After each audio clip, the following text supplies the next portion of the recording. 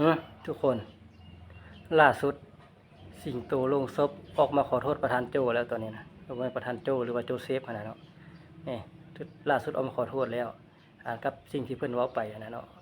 เกี่ยวกับเพิ่นพาดพิงถึงครอบครัวของโจเซฟนะก็คือ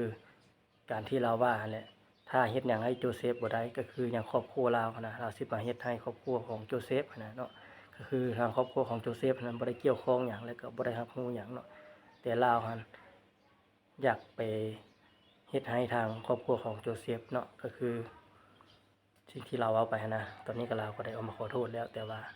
เรื่องนี้จะสิจบแบบใดก็ยังบ่รู้เนาะเพราะว่าตัวเองนั้นไปพาดพิงถึงครอบครัวเขาเนาะ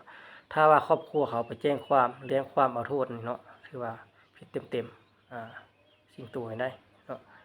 เพราะว่าตัวเองครับไปพาดพิงครอบครัวเขาเนาะไปคู่เคียนเฮ็ดให้ครอบครัวเขามีความย้านกลัวแม่นบ่ฉะนั้นเขาไปแจ้งความจับเจ้านี่ติดคุกโลดเนาะมีความผิดเต็มๆหมอนี่นะเพราะว่าเจ้าไปคู่เขาเนาะแม่นบ่เฮ็ดให้เขาย้านกลัวฉะนั้นการที่เจ้าเฮ็ดแบบนี้ถึงว่าเจ้าเอามาขอโทษโจเซฟก็ตามแต่ว่าพ่อแม่ของเราเจ้าต้องรับไปขอโทษเด้อเพราะว่าต่อไปนี้ถ้าครอบครัวเราเป็นหยังไปนี้เขาบ่มั่นใจแล้วเพราะ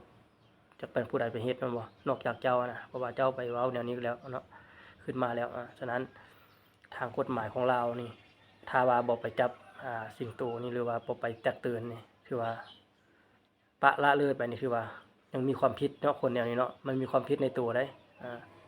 เพราะว่าไปคู่เคียนครอบครัวเขาเนาะโดยที่เขาบ่ได้รับรู้หยังเห็นบ่ฉะนั้นเจ้าต้องไปขอโทษทางพ่อแม่ของเราเนาะซึ่งว่าโจเซฟเจ้าจะขอโทษหรือบ่ขอโทษก็ตามอันนั้นนะมันเป็นเรื่องของเจ้ากับเราเนาะสิ่งที่พ่อแม่เราบ่รับรู้นํแต่เจ้าอยากไปเฮ็ดหยังหรือว่าไปทำร้ายเนาะไปคู่เคียนเขานะเฮ็ดให้เขาบ่สบายใจหรือว่าเขาย้านเนาะเขาย้านกลัวนะเจ้าต้องไปขอโทษขอขมาเขาเด้อจังสิจบเนาะหรือเจ้าต้องอัดคลิปออกมาบ่แม่นเจ้าสิมาเขียนแบบนี้เนาะถ้าเจ้าเขียนแบบนี้ก็เจ้าก็ยังเป็นคนแบบนึงที่บ่แ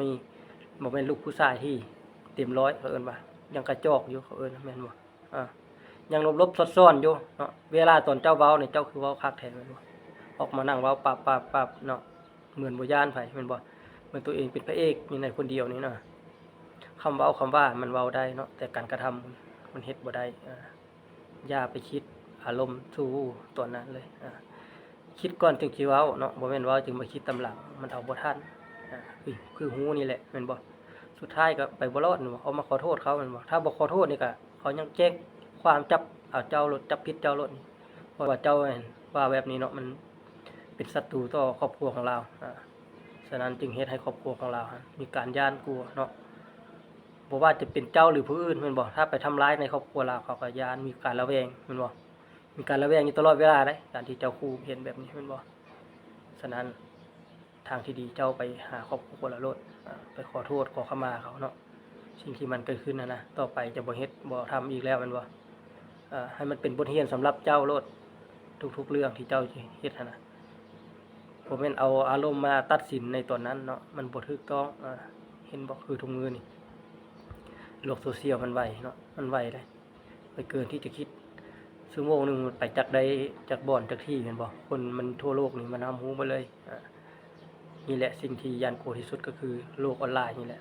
การที่เฮาเฮ็ดหยังลงไปบ่คิดนะมันไปไวโลดฉะนั้นล่ะให้คิดก่อนจึงเฮ็ดหยังเนาะทุกคนมีสติในการเฮ็ดให้มันเป็นบทเรียนสิเฮ็ดหยังลงไปนะ